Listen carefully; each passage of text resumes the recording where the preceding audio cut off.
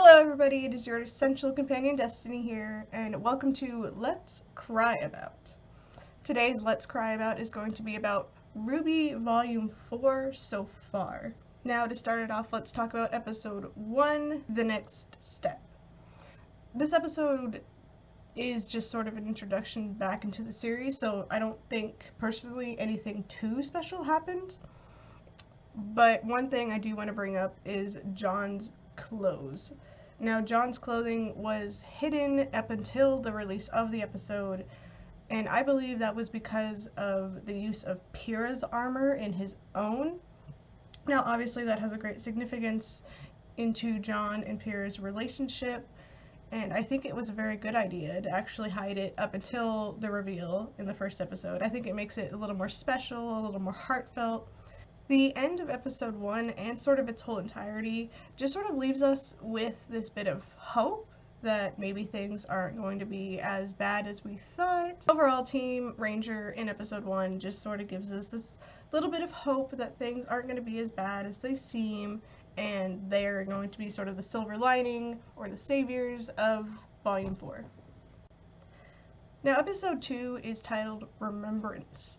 And I think the only sole reason it was titled Remembrance is because of John's training video at the very last few minutes of the episode, which I will get to later. First, I want to bring up when Team Ranger gets to the village, I immediately notice that Lai Ren is acting very strange.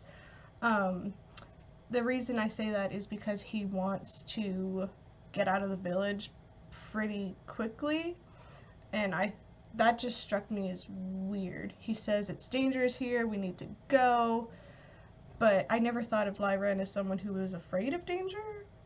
So that overall just makes me feel like we're going to see something going on with Lai Ren. Whether it's good or bad, I don't know. Right now I'm getting a very bad feeling, but let's remain hopeful.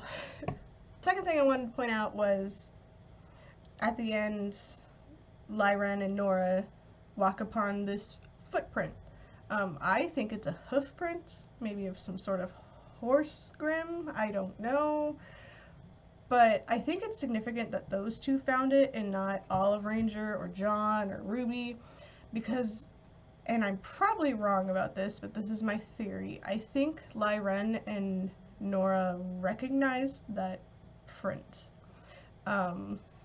Whether it ties into their childhood, their past, which we all kind of have assumed is rather tragic, I don't know.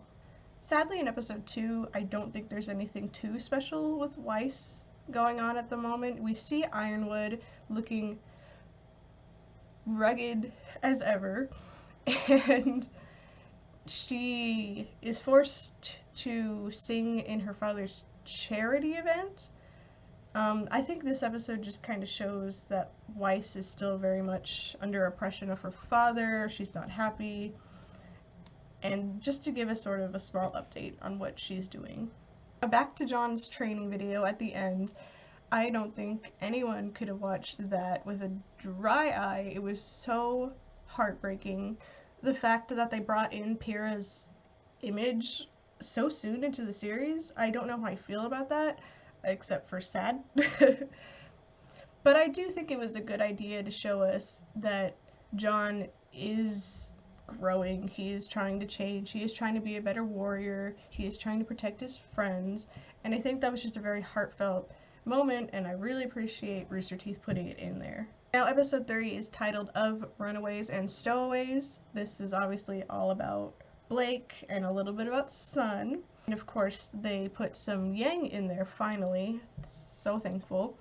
The thing that struck me the absolute most about this entire episode was that they already brought out the concept of Yang getting a robot arm. Now, I know everyone thought that's kind of what was going to happen. I was very surprised that they did it so soon and so suddenly. But I also think, this is my theory, Yang is not going to wear that arm. She's never going to put it on. She's never going to use it. I think based off what we can see in the opening and just what I think of Yang's personality, I think she's just going to learn to fight with the one arm. And then of course there's Blake on her journey home. When I learned that she was going home, I was very surprised. Now, I never really thought about where Blake was going. I thought she was just running away from the problem, just like she ran away from the White Fang problem all those years ago. But when Sun shows up and they talk about what she was doing, I was very surprised to hear that she's going back to her family. But I think that kind of shows some growth in Blake's part, that she wants to maybe go back home, maybe wants to talk to her parents. We see what we can assume is her parents in the opening, so I think she's probably going to be hanging out with them for a lot of this volume. Of course, before the inevitable reuniting of Team RWBY. Another thing with episode 3 is Cinder lying to Salem, or what I personally assume is lying. There's almost no chance in hell that she actually killed Ozpin. Let's just get real. I think she's just lying to save her own skin. Obviously, if she hadn't killed Ozpin and Salem found out, Cinder would just probably be dead at that. I personally don't see any other reason to keep Cinder around from Salem's point of view, because, I mean, she failed her mission as far as anyone can tell, other than killing Ozpin. But I just thought it was interesting that Cinder is still trying to be a part of Salem's group, but I also think that there's something weird going on with her, but that we'll have to wait and see. Overall, I feel like really big things are coming in Volume 4. I think some unexpected things are going to be coming, things that we just probably can't even theorize about, which I am so excited for. Volume 4 in these first 3 episodes has completely blown my mind. I love every episode, I love every bit of it. It has just been awesome. Again, the things that most struck me was Lai Ren acting weird, the fact that Yang probably isn't going to wear her robot arm, and I'm very much looking forward to John's growth as a character, as a man, as a warrior. As you guys might know, John Arc is my baby, my husband. I know that's a cliche, but I love him, so I'm really excited to see what they do with him finally. Alright guys, well thank you for crying about RWBY Volume 4 with me today. I hope you enjoyed it. If you did, leave a like, maybe subscribe, do what you want. Anyways guys, this is your Essential Companion Destiny, signing out. Bye.